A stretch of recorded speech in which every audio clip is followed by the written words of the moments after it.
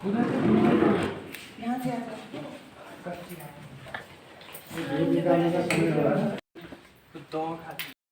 दोस्तों हम चल पड़े हैं घूमने के लिए।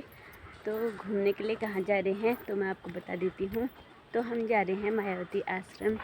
तो वहाँ देखेंगे कैसा है क्या है। तो आप लोगों के साथ भी वो सब चीज़ शेयर करूँगी, तो बने रहे मेरे साथ। दोस्तों हम लोग तैयार होके आ गए हैं यहाँ पे, और यहाँ दद्दा गए हैं गाड़ी लेने के लिए। तो फाइनली दद्दा आ गए हैं गाड़ी लेके। तो हम लोग सब बैठ गए हैं गाड़ी में और चल पड़े हैं मायावती की ओर। तो मायावती के बारे में जो कुछ हमको थोड़ी बहुत जानकारी मिली वो मैं सब आपके साथ शेयर करूँगी, तो बने रहें मेरे साथ।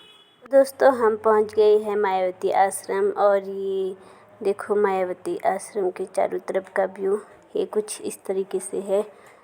तो दोस्तों इस आश्रम की स्थापना की थी स्वामी विवेकानंद जी ने, और स्वामी विवेकानंद जी प्रकृति के अथाह प्रेमी थे।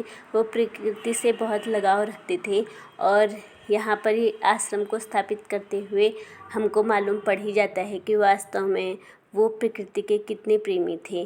क्योंकि यहाँ पर देवदार चीड़ के पेड़ों को देखते हुए और उनके बीच में इस आश्रम को देखते हुए अनुमान लगाया जा सकता है कि स्वामी विवेकानंद जी प्रकृति के कितने प्रेमी रहे होंगे।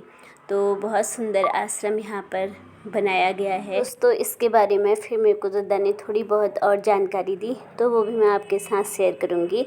तो उससे पहले ना हम यहाँ पे रुके और हमने यहाँ पर पी लिया जूस वूस, और जूस वूस पीने के बाद फिर हम, ये तो था नीचे का आश्रम, फिर हम ऊपर के आश्रम पर गए तो जहाँ पर विवेकानंद जी रुके हुए थे। तो चलो अब उसके बारे में आपको मैं बताती हूँ जो थोड़ी बहुत मेरे को जानकारी है। तो हालांकि आप लोग मेरे से ज़्यादा भी इस बारे में जानते होंगे, और जो इस बारे में जानता है और जहाँ पर मेरे से गलती हुई है तो कमेंट के माध्यम से ज़रूर बताइएगा कि आप इस आश्रम के बारे में और क्या क्या जानते हो, ताकि हमको और भी जानकारी यहाँ से प्राप्त हो और लोगों तक भी ये जानकारी पहुंची। तो मैं दोस्तों यही कहना चाहूँगी, जो जिसने ये आश्रम अभी तक नहीं देखा है तो लोहाघाट जाओगे तो ज़रूर इस आश्रम की ओर भी जाना, क्योंकि यहाँ पर हमको बहुत सारी जानकारी प्राप्त होती है विवेकानंद जी के बारे में। तो दोस्तों और प्रकृति के बारे में भी यहाँ पर बहुत अच्छा अनुभव हुआ है हमको। तो चलो अब हम चल पड़ते हैं ऊपर की ओर और ले लेते हैं थोड़ी बहुत और जानकारी। तो दोस्तों फिर हम ऊपर गए जहाँ पर रुके थे स्वामी विवेकानंद जी। तो हमको वहाँ पर मिले कर्मचारी, जिन्होंने हमें उनके बारे में थोड़ी बहुत जानकारी दी और कहा कि यहाँ पर लोग आते हैं और एकांत रूप से अपना ध्यान मनन करते हैं। तो यहाँ पर एक कमरा भी है जहाँ पर स्वामी विवेकानंद जी रुके थे।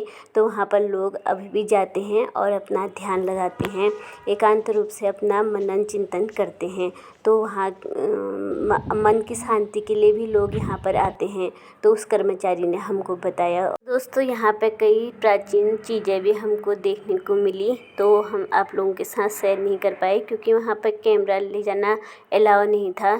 तो दोस्तों मैं आप लोगों से यही कहना चाहूँगी कि अगर कोई स्वामी विवेकानंद जी के बारे में जानकारी प्राप्त करना चाहते हो, या कुछ भी प्राचीन धरोहरों के बारे में आप लोग जानकारी प्राप्त करना चाहते हो, तो एक बार ज़रूर आइए।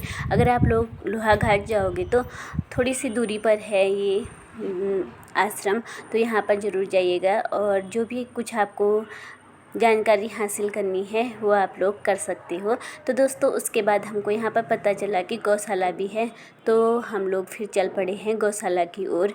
तो यहाँ पर गौशाला जाते समय ना बहुत बड़ा जंगल पड़ता है, जो थोड़ा बहुत जंगल मैंने आपके साथ शेयर किया है। तो ये देखिए कितना अद्भुत नज़ारा है ये जंगलों का। तो चलो देखते रहो जो मैंने थोड़ा बहुत आपके साथ शेयर किया है।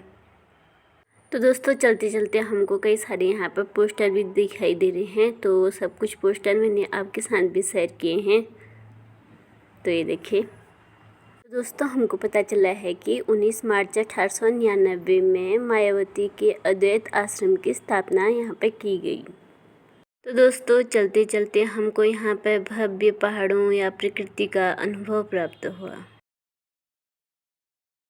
तो दोस्तों फाइनली हम पहुंच गए हैं गौशाला में, और यहाँ पर पहुंचते ही हमको 2 गायें मिली, और जिन्होंने हमारा स्वागत किया कुछ ऐसे, मतलब ये हमारे पीछे ही पड़ गए थे और हम चिल्ला गए थे इनको देखते ही, पता नहीं अभी क्या ही करेंगे। तो इन्होंने किया कुछ नहीं, फिर ये चले गए थे गौशाला की ओर। तो हम भी इनके पीछे पीछे चल पड़े गौशाला की ओर। और यहाँ पर प्रकृति का नज़ारा कुछ ऐसा हो गया था, मौसम बिल्कुल चेंज हो गया था, हवाएं चलने लग गई थी और चारों तरफ कोहरा छा गया था यहाँ पे। दोस्तों हम लोगों ने भी अपना मन बना लिया था कि हम यहाँ पर आए हैं तो आश्रम में आके हम वो सब कुछ देखेंगे जो आसपास है आश्रम के। तो वास्तव में हमने वैसा ही किया। तो हम फिर आ गए गाय के गौशाले में और हम लोग मिले गायों से। तो ये गाय बहुत ज़्यादा सीधी सादी थी। इनको देख के ये लग रहा था कि ये शायद हमको मारेंगी, लेकिन नहीं, इन्होंने हमको मारा नहीं, प्यार से अपने पास आने दिया और सहलाने दिया। तो हमको बहुत खुशी हुई। और यहाँ के जो कर्मचारी थे वो भी नेचर के बहुत अच्छे थे। उन्होंने भी हमें अच्छे से गायों से मिलने दिया और उनके बारे में बताया। तो ये बहुत अच्छे थे यहाँ के लोग भी। तो बहुत अच्छा लगा हमको आश्रम में आके और लोगों से मिलके भी, और ये जानवरों से भी मिलके बहुत खुशी हुई।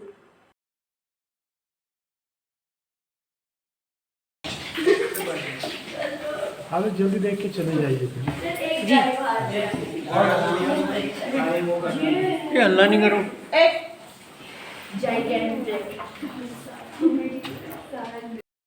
लगा दी तू भी वो डर रही है। मैं एक बार मेरे को भी दिखा दो। उधर से घूम के उधर से यहाँ से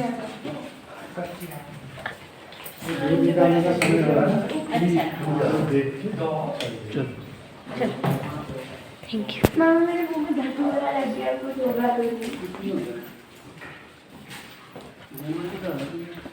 तो खाती है।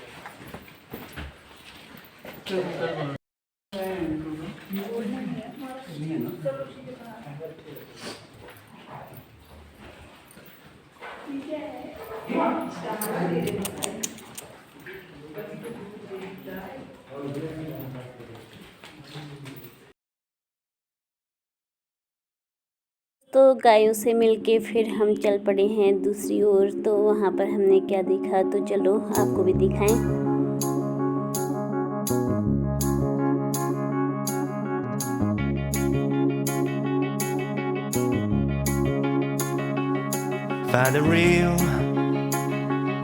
Find the real me. So let's go. Seize the feeling. 'Cause you know it's time for the meaning. Now we show we're coming to win it. It's me, it's me, it's me, it's real me. It's me, it's me, it's real me. It's me, it's me, it's real me. It's me, it's me, it's real me. It's me, it's me, it's real me. It's me, it's me, it's real me. It's me, it's me, it's real me. It's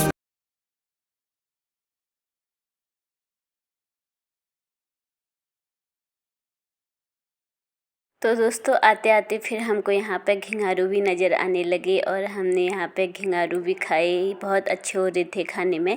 तो दोस्तों ये घिंघारू ना सेब के आकार का होता है दिखने का, और ये पहाड़ों में बहुत ज़्यादा पाया जाता है और ये हमको यहाँ पर भी दिख गया है। और दोस्तों यहाँ पर गोभी हो रही थी बहुत अच्छी। तो जो यहाँ के कर्मचारी हैं वो बहुत मेहनती हैं।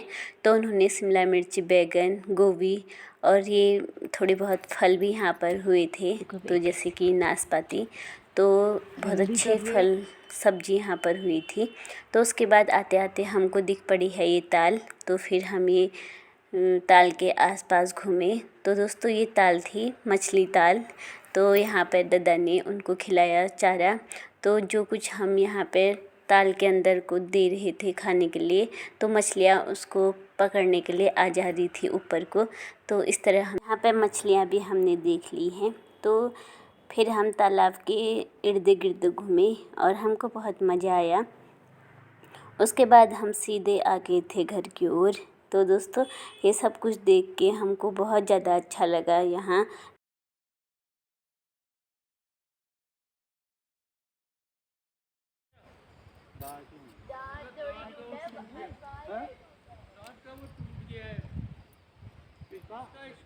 ब्रेसेस